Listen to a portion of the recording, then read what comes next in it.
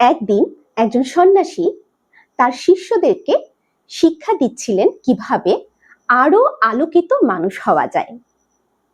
তিনি তখন বললেন, ধরো তোমার হাতে কফি ভর্তি একটা কাপ আছে এবং এমন সময় কেউ একজন তোমার উপর হোঁচট খেলো, তখন তোমার কফির কাপ থেকে কোন জিনিসটা ছিটকে পড়বে? উত্তরটা খুব সহজ, সবাই বলল অবশ্যই কফি ছিটকে পড়বে।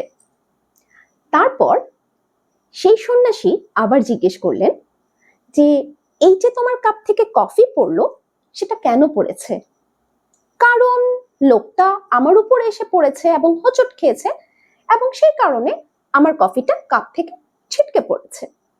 তখন সন্ন্যাসী বলল, না, কারণটা শুধু এইটা না যে অন্য কেউ এসে তোমার উপর হোঁচট খেয়েছে, বরং তোমার কাপে কফি ছিল।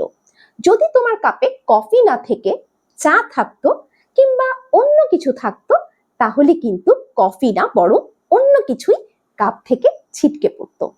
আমাদের জীবনটাও অনেকটা এইরকমই। যখন আমাদের জীবনে দুঃখ, কষ্ট বা কিছু এসে হোঁচট খায়, তখন আমাদের ভেতর থেকে কি ছিটকে পড়ে? If you carry anger, hatred, jealousy, আমরা আমাদের ভেতরে যদি জেলাসি ক্যারি করি, আমরা যদি আমাদের ভেতরে ঘৃণা, রাগ, বিদ্বেষ ক্যারি করি, তাহলে জীবনের ওই মুহূর্তটায় যখন আমরা হোঁচট খেয়েছি কিংবা কেউ আমাদের উপর হোঁচট খেয়েছে, তখন আমাদের সেই ভেতর থেকে কিন্তু সেই কুৎসিত জিনিসগুলো বাহিরে বের হয়ে যাবে। কিন্তু যদি আমরা আমাদের ভেতরে দয়া, ভালোবাসা, সহানুভূতি ক্যারি করি, আরো বেশি এমপ্যাথি ক্যারি করি, তাহলে জীবনের এরকম হোঁচট খাওয়া মুহূর্তে কিন্তু আমাদের ভেতর থেকে ঠিক এই সুন্দর সুন্দর জিনিসগুলো বের হয়ে আসবে।